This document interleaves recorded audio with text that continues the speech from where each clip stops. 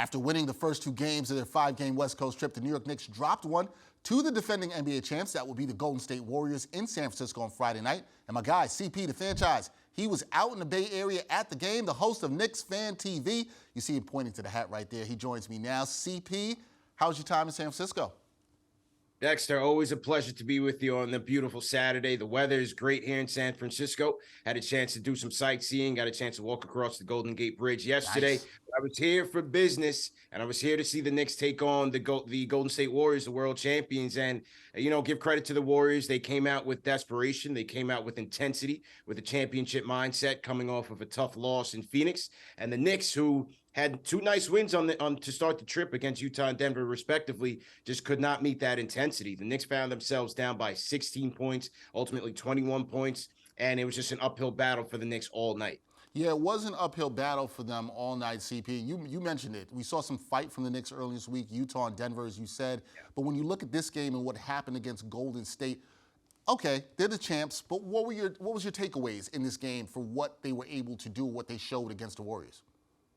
Well, a few things. Number one, the shooting just wasn't there, right? Coming into this matchup, the Knicks were shooting fairly well from three, only shooting 26% from three on this night, and give credit to the Warriors. I thought their defense was excellent last night. The Knicks only 16 assists last night, where they averaged 25 assists in the last two road games as well. So the ball movement really wasn't there, and overall their energy wasn't there. We also have to look at RJ Barrett shooting 4 for 30 from downtown from the three-point mark over his last 5 games. And RJ, from what the Knicks are saying, has been under the weather and has been ill. But the question mark is, why is Tom Thibodeau continuing to play him long minutes and allowing him to play through the slump? I understand that Tom Thibodeau wants a shortened rotation to give guys a rhythm, but at the same time, last night he had two capable, efficient shooters on the bench in Quentin Grimes and Evan Fournier, and did not to look to those guys at any point in the game. And so you have to kind of question that there. Yes, you want rhythm in a shortened rotation, but in a night where the Knicks were not shooting well, those guys, especially Quentin Grimes, needs to find a way onto the court. I'm glad you mentioned RJ Barrett there because, as you said, he continues to struggle shooting the ball. We know he's been battling a cold for the past week or so, but what's your level of concern with his recent shooting slump here?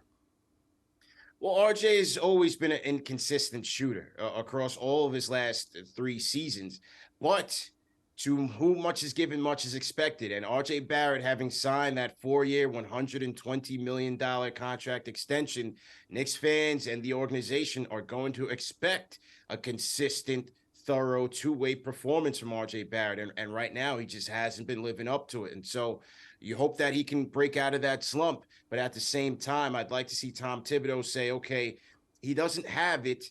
Let's see if Quentin Grimes can get into this rotation and give us a spark on both ends. Let's see if Evan Fournier can give us some three-point shooting because, for RJ Barrett, he almost played 40 minutes last night, and he's continuing to slump, continuing to not finish well at the basket. I think Tom Thibodeau should have went to his bench to give us a lift. It would have been nice to see some adjustments there with the rotation. Now, 16 games in, CP.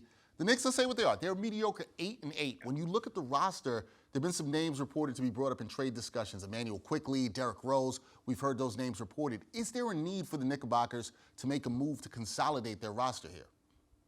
Yes, I think there is. And as our guy Ian Begley had mentioned earlier this week, both Derrick Rose and Emmanuel Quickley's name have come up in trade rumors. The Knicks have a bevy of young talent on their roster. They also have 11 first-round picks in the next 7 years. And so right now, with the Knicks not having much top-end talent, Leon Rose has his work cut out for him. And how will he improve the team going forward? And the one thing is that, with Emmanuel Quickley and Derrick Rose being on the trade block, there's also Jay Crowder out there, guys of that caliber, those type of veterans. But those type of moves only keep the Knicks in middling ground. They only keep them mediocre. The Knicks have to make a move for their future to either put them in serious, legitimate playoff contention or to pare it back, trading some of your veterans like an Evan Fournier and a Derrick Rose, continuing with the youth movement and drafting more young talent, hopefully at the top end of the NBA draft. And this year, this draft class is supposed to be stacked. Supposed to be stacked. And as you know, CP, I hear you talk about it all the time